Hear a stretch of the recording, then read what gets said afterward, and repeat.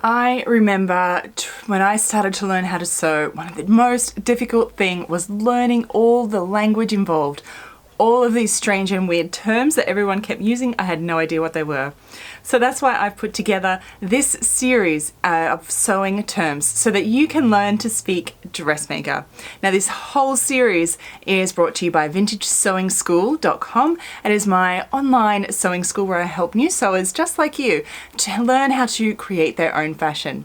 So today's sewing term that we're going to discuss is a seam finish. So let's talk about what a seam finish is.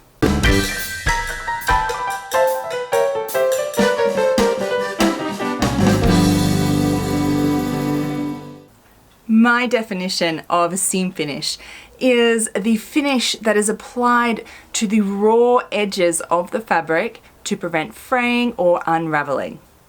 So let's discuss this. Now when you sew a seam, you will have what is called the raw edges. So those are just what we call unfinished edges of the fabric. And you'll notice that they fray. They're just going to keep coming apart. And if you don't do a seam finish on these edges, imagine what's going to happen to this when you wash it. All your hard work will just literally disintegrate in the washing machine. So you need to put a seam finish on these edges to prevent this fraying from happening so that you get to actually use your garment for the lifetime it is supposed to have. Now there are a few different seam finishes that you can do, but I have the three main ones that I think that you should be aware of. The first one is overlocking. Now if you have a look under your clothes that you're wearing right now, guarantee that there is overlocking over the edges of that seam. So that overlocking is the seam finish there. Now this is the most professional finish. It is probably the strongest as well and can withstand obviously the harshest of machine washing, is because it's used in most garments that are made commercially. Now it is used, a special machine is needed to do this finish, and I do recommend to get an overlocker machine, but often you don't have one when you start. So there are two other ways that you can finish your seams at home without an overlocker, and that is with a zigzag stitch. So this is using a zigzag function on your straight stitch machine, or you can use the pinking shears. So that's those little zigzag edges that you might see on particularly vintage garments are finished with pinking shears a lot. But I particularly like this finish because it's nice and neat and it looks really pretty.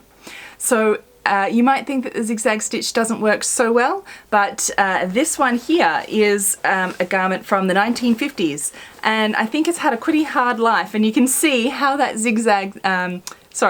the pinking shear actually withstands through the test of time. It only frays out through those top little triangle parts and not down through the rest of the seam allowance.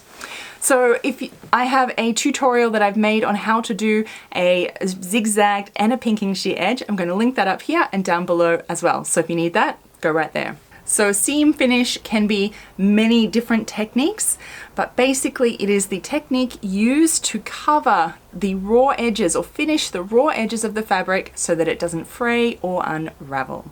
Now, if you want to learn even more sewing terms so you can really learn how to speak dressmaker, make sure you watch the rest of this series and subscribe to my channel for all the wonderful vintage and sewing things that I do with all of these techniques. So until next time, bye!